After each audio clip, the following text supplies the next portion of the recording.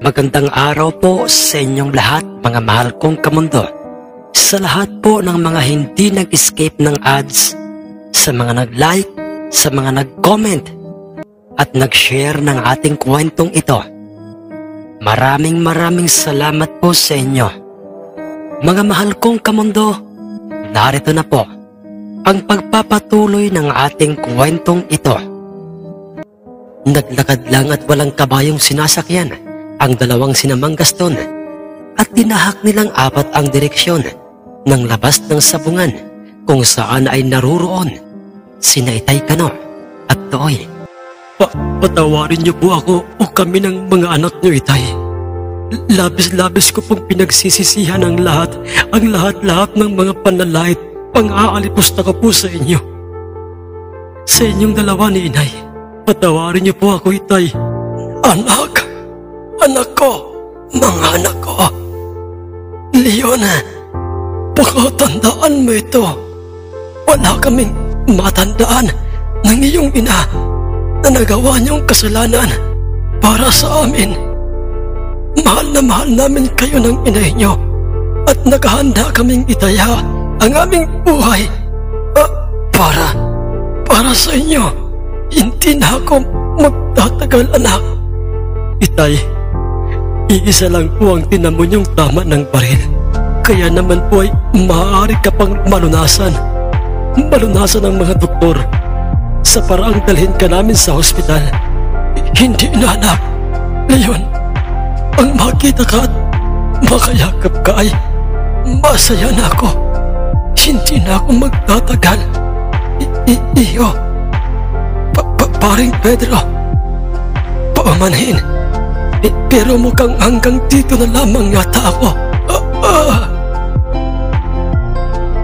Pagkatapos na sabihin yon ni Lolo Virgil, ay tuluyan na nga itong nagpaalam sa kanilang lahat. Unti-unti na nga niyang nabibitawan ang hawak niya at hinahaplos niyang hitsura ng kanyang nooy lumuluhang isa sa kanyang mga anak na si Leon. Iisa lang ang kanyang tinamong tama ng baril sa kanyang likuran, subalit tinamaan noon ang kanyang pinakang mayor na ugat, dahilan upang hindi kayang pigilan ni Mang Tonyo ang walang palyang pag-aagos ng kanyang sariwang dugong galing sa kanyang sugat. Itinapal na lahat ni Mang Tonyo ang lahat ng kanyang makitang mga halamang gamot sa kanyang dumudugong sugat, sa sugat ni Lolo Virgil, at kanya nang binanggit lahat at halos maubos na ang lahat ng kanyang mga nalalamang mga orasyon at mga dasal sa pagpapagaling ng sugat. Subalit napawalang saysay lamang ang lahat ng mga yon. Ganoon din si Itay at Lolo Pedro. Sinikap nilang hugasan ang sugat ni Lolo Virgil gamit lamang ang mahiwagang tubig sa bukal na kinuha ng nooy nagmamadaling sina Mang Octavo at Mang Clarito sa aming tahanan. Subalit hindi yun nagkaroon ng bisa. Patuloy ang pag-aagos ng sariwang dugo sa sugat ni Lolo Virgil na nasa kanyang parteng likuran. Isa lamang ang ibig sabihin nito, at iyon ay ang nakatadhana sa isang tao'y hindi kailanman kayang pigilan ng sino mang nilalang. Paalam po, Tatang Virgil, ang sabi sa kanila ni Itay nang makita nilang wala ng pulso at wala ng buhay si Lolo Virgil. Itay, hindi! Nagsisiman si Leon para sa buhay ng kanyang nag-iisang amang si Lolo Virgil. Ay naging huli na ang lahat para sa kanya, at ng mismong mga oras na yon, kasama ang nooy mga dumating na grupo ng mga tanod at ng aming kapitan, ay kanilang dinala ang wala ng buhay na katawan ni Lolo Virgil sa kanilang mismong tahanan. Si Lola Pansita, na asawa ni Lolo Virgil at ina ni Leon, ay halos mahimatay nang kanyang makita ang bangkay ni Lolo Virgil. Paulit-ulit na humihingi ng kapatawaran si Leon sa kanyang ina at sa kanyang mga nagawang kasalanan, samantalang ang grupo nila Itay ay banaag ng matinding hinagpis at kalungkutan ang kanilang mga hitsura. Masakit man sa kanila ang pagkawala ng kanilang itinuturing ng isa ng pamilya o kadugong si Lolo Birhil, ngunit yun ay kinakailangang tanggapin.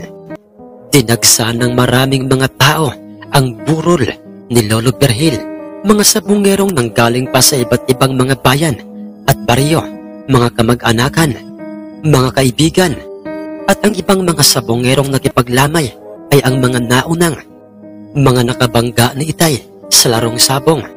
Marami ang nanghihinayang kay Lolo Birhil at sa kanyang ataol ay kasama niya roon ang kanyang itinuturing ng bahagi na ng kanyang buhay, ang kanyang mahiwagang itim na tungkod. Paulit-ulit na humihingi ng patawad sa harapan ng ataol ng kanyang mismong ama si Leon at ang iba pa niyang mga nakakabatang mga kapatid, mga luha nilang walang palyaang pag-agos. Pero hindi na nila maibabalik pa ang buhay ng kanilang nasirang ama, kung kaya't lumapit sa kanila si Itay at sinabi niya sa mga itong, "Leon, sa inyong lahat na mga anak ni Tatang Birhil, makinig kayo. Huwag niyo nang sisihin pa ang inyong mga sarili. Nangyari na ang lahat at hindi na natin kaya pang ibalik ang buhay ng inyong ama. Sa ngayon, ang tanging magagawa na lamang natin ay ang tanggapin ang kanyang pagkawala at ipakita sa kanya na maging sa kanyang kahuli-hulihang sandali ay mahal natin siya. Bumawi kayo mga iho sa inyong ama. Sa paraang baguhin niyo ang takbo ng inyong buhay, naririyan pa ang inyong inang sinanang Pansita. Bumawi kayo sa kanya at do'y nasisiguro kung nasaan man ngayon ay magiging masaya siya." Nagpasalamat silang lahat sa mga sinabing yun sa kanila ni Itay. "Dahil sa yun naman talaga ang totoo." Samantalang si Lolo Pedro'y, "Paring Birhil, hindi man tayo magkadugo o magkaano-ano, pero magmula nang makilala at makita kita at maging isang kaibigan, ay alam ko nang merong kang mabuting puso. Paring Birhil, ang totoo higit pa sa isang kaibigan ng turing namin sa'yo. Kadugo na o pamilya ang pagtuturing naming lahat sa'yo. Pero siguro nga hanggang dito na lamang tayo, Paring Birhil. Nawala ka man pero nananatiling buhay ka sa bawat isip at puso naming lahat. Na mga kaibigan mo, paalam, Paring Birhil." Habang binabanggit yun ni Lolo Pedro sa kanyang matalik na kaibigang si Lolo Birhil, ay makikitang tumutulo na ang kanyang mga luha sa kanyang mga mata. At halos lahat ng mga kaibigan ni Itay, kabilang na nga ang dalawang mga bagong miyembrong, sina Mang Gregorio at Mang Omar, ay ganoon din ang kanilang nararamdaman. Matinding kalungkutan na kinakailangan nilang lagpasan. Isang linggong lamayan ang nangyari at halos gabi-gabi ay maraming mga tao ang nakikiramay sa pamilya nila Lola Pansita. Subalit nang sumapit ang huling gabi ng burol ni Lolo Birhil, ganap ng mga alas 12 in punto ng gabing yun, kung saan ay makikitang maraming mga tao pa rin sa lamay. Sa lamay ni Lolo Birhil at sila Itay naman ay makikitang nagiinuman nang walang ano-ano'y naramdaman ng lahat ng mga taong nakikipaglamay, kabilang na nga sila Itay. Ang biglaang pag-ihip ng hangin sa paligid, ang hanging may dalang kakaibang binaw sa kanilang mga katawan. Ilang sandali pa'y nang huminto o nawala ang hanging yun, ay merong naglitawang 5 mga kalalakihan sa bukana o entrada ng pinto ang nasasaklaw ng paguran nila Lolo Birhil. Mga hindi inaasahang mga bisita, mga hindi pangkaraniwang mga tao o mga kalalakihan. Dahil sa mapuputi ang mga kutis ng mga ito, matipuno ang mga pangangatawan, matataas, mahahaba ang mga buhok, at pare-parehong mga nakasuot ng puting kasuotan. Tahimik ang mga itong magkakasabay-sabay na naglalakad patungo sa pinapwepestuhan ng ataol ni Lolo Birhil. At dooy manghat nagtatakang, nagkatitigan sina Itay at Lolo Pedro, at para bang nag-uusap ang kanilang mga mata at nang ang mga ito'y nasa mismong tapat na nga ng ataol ni Lolo Virgil, ay sabay-sabay ng mga itong idinampi sa salamin ng ataol ni Lolo Virgil ang kanilang mga palad. Tahimik ang paligid ng mga pagkakataong yon na para bang pansamantalang huminto ang pagtakbo ng orasan.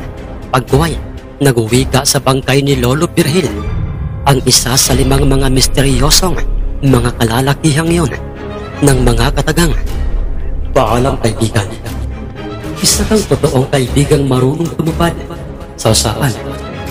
Iningatan mo ang aming tirahan mula sa iyong pagkabata hanggang sa kahuli-hulihan ng iyong buhay at maging yung aming ipinagkatiwalang tungkod sa iyo.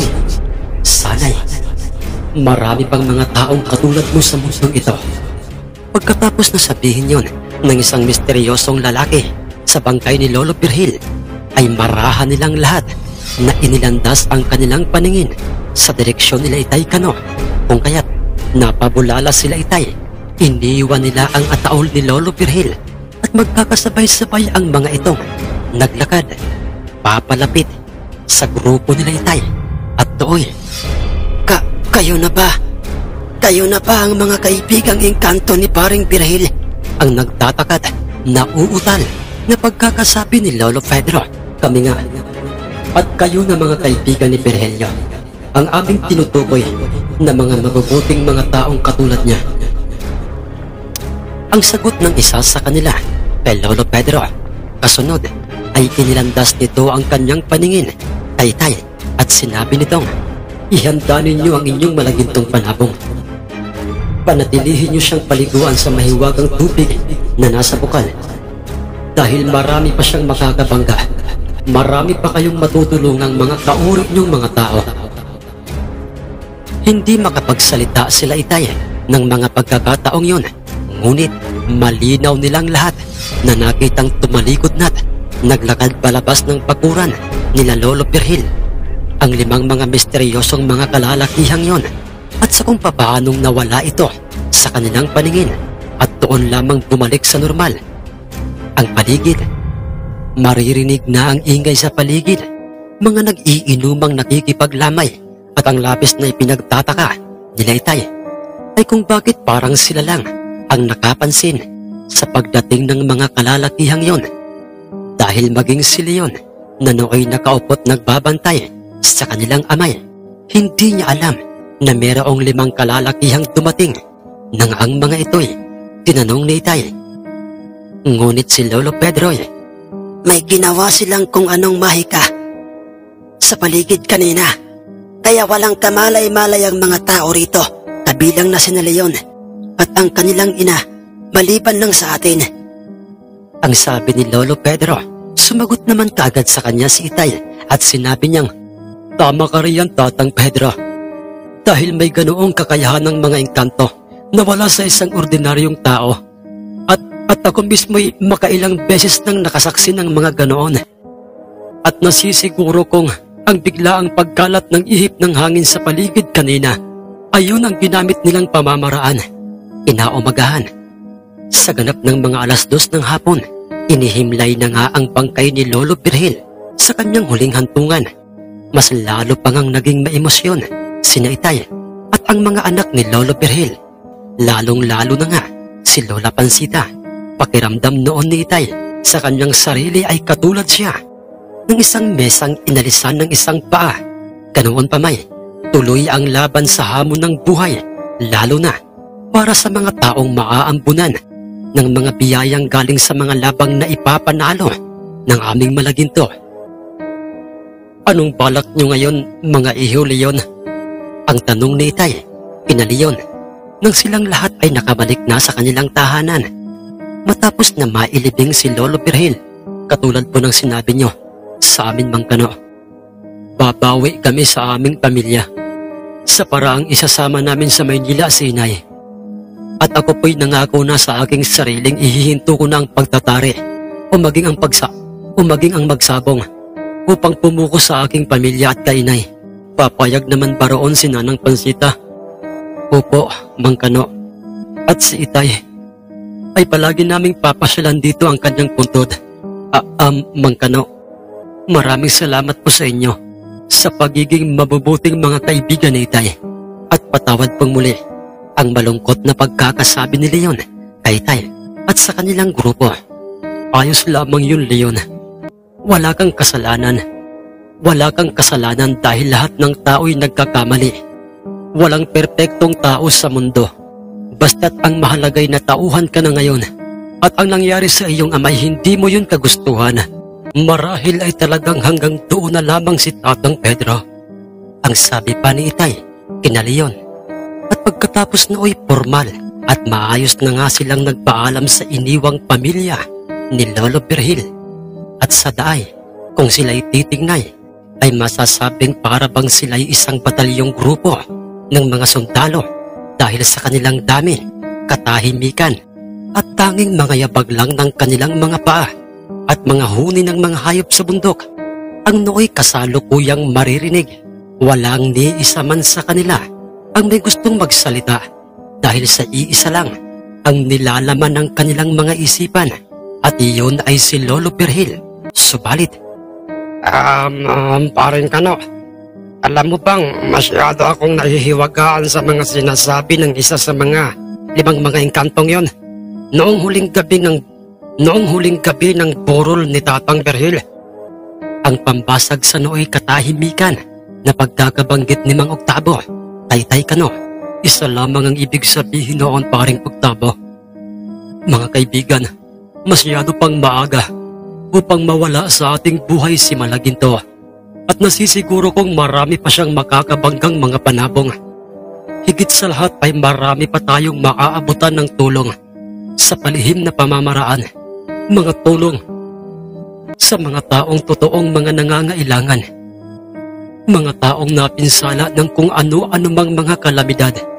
Dahil sa iyo naman talaga ang pinakang dahilan kung bakit napasa atin si Malaginto. Nga pala, Gregorio at ikaw.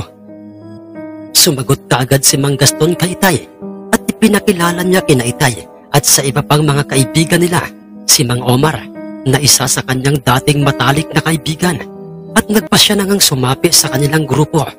Binanggit rin ni Mang Gaston sa kanilang lahat na sina Mang Omar at Mang Gregorio ang dahilan kung bakit na-corner nila ang nooy papatakas na sanang si Mr. Robles.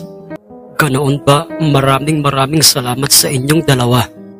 Ang maiksing pasasalamat sa kanila ni Itay. Walang anuman yon, kaibigang Kano. At sa inyong lahat, isa lang ang masasabi naming dalawa sa inyo. Bukal o totoo sa aming kalooban ang aming naging pasya. At ipinapangako naming gagawin namin ang lahat para sa magandang planong pagtulong sa kapwa ng ating kaibigang si Kano. Masasayang tumango-tango silang lahat bilang pagsang-ayon sa mga sinabing yon sa kanila ni Mang Omar. Ilang sandali pa paring Kano, maaari bang magtanong? Ano yon, kaibigang Tonyo? Kawan, ano bang plano natin ngayon? Ngayong wala na si Tatang Virgil. Naibaling lahat ang paningin o atensyon ng iba pang mga kaibigan ni Itay.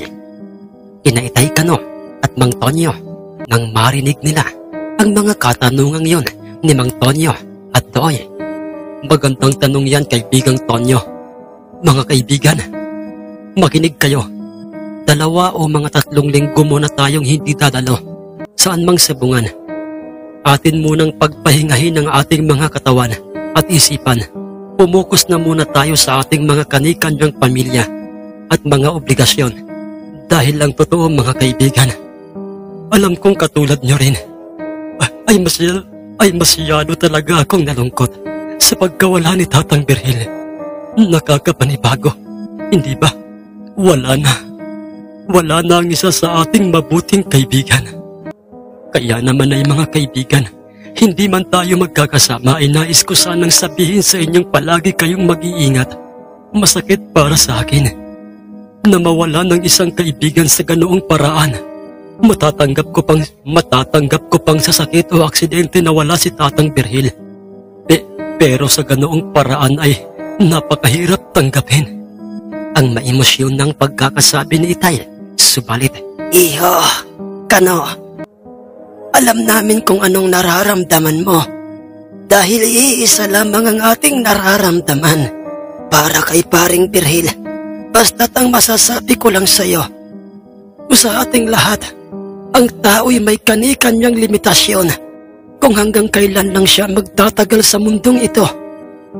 At kung anong klase ang paraan ng kanyang pagkamatay. Iho, kayong lahat, tatagan niyo pa ang inyong kalooban. Malalagpasan rin natin ang kalungkutang ito. Pero hindi ibig sabihin, kalilimutan na natin si paring Birhil. Mananatili siya sa ating puso't isip ang kanyang mga alaala. Laban lang. Laban lang. Nakatulad ng ating mandirigmang totoong hari ng sabungang si Malaginto. Muling nabuhayan ng loob at pag-aasa sila Itay nang marinig niya ang mga sinabing yun sa kanila ni Lolo Pedro. Maraming salamat po talaga sa inyo, Tatang Pedro. Ang mahinang pasasalamat ni Itay kay Lolo Pedro at kasunod nooy, nagpatuloy na nga sila sa kanilang ginagawang paglalakad ng seryoso at tahimik, subalit sa kanilang likuray, di kalayuan sa kanila. Ano po pang balak mo ngayon, Boss Monsignor? Makikipag-usap na ba tayo bukas kinakano? Huwag muna sa ngayon, Bagay. Hindi sa mga pagkakataong ganto. May malalim silang pinagdadaanan sa ngayon. Hindi biro ang mamatayan ng isang kaibigang itinuturing mo ng pamilya o kadugo. Ha? Anong ibig mong sabihin, boss? Maghihintay muna tayo ng ilang linggo. Ng ilang pang mga linggo o mga araw bago tayo makikipagkita at makipag-usap kay Kano. Ang nuwi pag-uusap ni Monsignor at ng kanyang tauhan kung saan ay kasama ang mga itong nakipaglibing kay Lolo Birhil. 3 linggong hindi dumadalo saan mang sabungan sila Itay at naging abala silang lahat sa kani-kanyang mga pamilya at mga personal na mga gawain sa araw-araw. Sinunod lahat ni Itay ang mga sinabi sa kanya ng isa sa 5 mga engkantong mga kaibigan ni Lolo Birhil. Palagi niyang pinaliliguan si Malaginto sa aming mahiwagang bukal na nasa bundok, ikinukondisyon. Samantalang ang 2 sinamang Octavo at Mang Clarito naman ay abala sa pamamahagi ng mga pera ng palihim sa mga taong dukha, lalo na nga sa mga matatandang nasa home for the aged, sa mga batang nasa mga bahay ampunan, sa mga nasunugan. Namimigay sila ng kung ano-anong tulong pinansyal gamit ang mga perang na ipanalo ng ating bidang si Malaginto. Ngunit isang umaga noon na siguro'y ganap ng mag-aalas 10 ng umaga. Ng mga pagkakataong yon, mag-isa sa bundok si Itay at kanyang pinaliliguan sa mahiwagang bukal si Malaginto at nang akmang lilisanin na sana niya ang mahiwagang bukal at ihahakbang na sana niya ang kanyang mga paa habang hawak niya ng buong ingat at kanyang hinihimas ang basang mga gintong balahibo ni Malaginto. Napaatras si Itay dahil, ano itong... Hindi. Papaanong merong tumubong kung anong klaseng kahoyin ba ito? Dahil bago lamang sa akin ang gantong klaseng tumubong ito. Hindi alam ni Itay at wala siyang ka-idea kung saan nagmula o kung kanino galing ang nooy sumibol na uri ng puno o kahoy sa gilid ng aming mahiwagang bukal nang walang ano-ano'y. Kaibigan, ang tumubong punong yan ay isang uri ng kahoy na katulad ng punong iniingatan noon ng isa sa iyong kaibigan, si Birhil. Ang sabi ng kaibigang engkanto ni Itay kung saan ay tanging boses lamang nito ang kanyang naririnig sa paligid. Kung kaya't kung ganoon ay bakit ito naririto, kaibigan? Ang lahat ay may dahilan, kaibigang Kano. At ang tanging magagawa mo sa ngayon ay ingatan at alagaan ang papatubong ori ng kahoy na yan. Ang ori ng kahoy na nagmula rin sa aming mga kalahing mga engkanto. Nagtatakamay, pinakinggan ni Itay ang mga sinabing yun sa kanya ng kanyang kaibigang engkanto. Sa patuloy na paglipas ng mga araw ay hindi na namalayan pa nila Itay na sumapit na pala ang 3 linggo at araw yun ng Sabado. Walang ni isa man sa mga sabongwerong sinadya ang aming tahanan upang hamunin si Itay na ibangga sa aming malaginto ang kanilang mga panabong. Marahil ay katulad ni Monsenyor, naisip ng mga itong meron pang pinagdadaanan sila Itay. Subalit nang muli silang mag-ipon-ipon sa aming balkonahe upang mag-inuman, ay doy. Ako si Monsenyor at ang sadya ko rito sa inyong tahanan at sa inyong grupo Teraso de la Reba alias Kano ay upang ibangga sa inyong malaginto ang aming isa ring malagintong panabong. Mapagbibigyan mo ba ako, Teraso de la Reba? Ang detalyadong pagkakasabi ni Monsenyor sa harapan ng mesang gawa sa kawayang pinag-iinuman nila Itay Kano. Muli po mga mahal naming kamundo, maraming salamat po sa inyong ginawang pag-comment, pag-like at pag-share sa ating mga nakaraang upload. Maraming salamat po. Nais ko lamang pong pasalamatan at i-shoutout si Tropa TV Vlogs at ang Ubina Family. Nais ko lamang pong i-shoutout si Boss Baldayot at ang kanyang buong pamilya dyan po sa Kalinog, Iloilo. Maraming salamat po sa inyo. Kay Boss Emerson Ornedo, kay Boss Jolito Romero, maraming salamat sa iyo, Boss. Shoutout po kay Paring Sukoy, kay Paring GP, Paring Teban, Paring Pedro, at Paring Michael. Ang nagpapa-shoutout po ay si Boss Wilfredo Diaz. Shoutout po kay Boss Jerome B. Arnaez ng Samar, kay Boss Roel Mendoza ng Silang, Cavite. Salamat po kay Boss Melchor Recta, kay Boss Jana Agustin, kay Boss Henry Tamigin ng Davao City, kay Boss Jiffy TV Vlogs na palagi pong nakikinig sa atin dyan sa Fairview. Maraming salamat po sa inyo, Boss. Kay Boss Tony Villaruel, maraming salamat po, Boss. Nais ko lamang pong i-shoutout si Boss RJ Vlogs. Boss, maraming salamat po sa inyo. Kay Boss Fernan Nadera ng Pagsanhan, Laguna. Boss, maraming salamat po. Kay Boss Bro Rex TV. Boss, maraming salamat po sa inyong suporta. Kay Boss Maita Alutaya. Boss, maraming salamat po sa inyo. Shoutout po kay Boss Ronaldo Osoleta. Boss, maraming salamat po. Shoutout po at maraming salamat po kay Boss Iking Banlaygas. Boss, maraming salamat po. Kay Boss Angel Simbulante at sa Family Simbulante from Obay, Cabancalan City. Maraming salamat po mga boss. Shoutout po kay Boss Rafaelito Arnaez Villaram.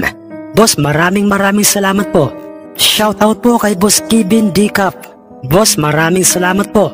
Shoutout po kay Boss Mateo Diaz. Boss, maraming salamat po.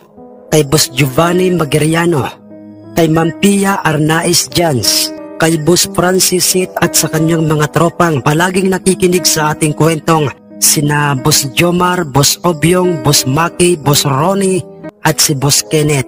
Maraming salamat po sa inyo mga tropa.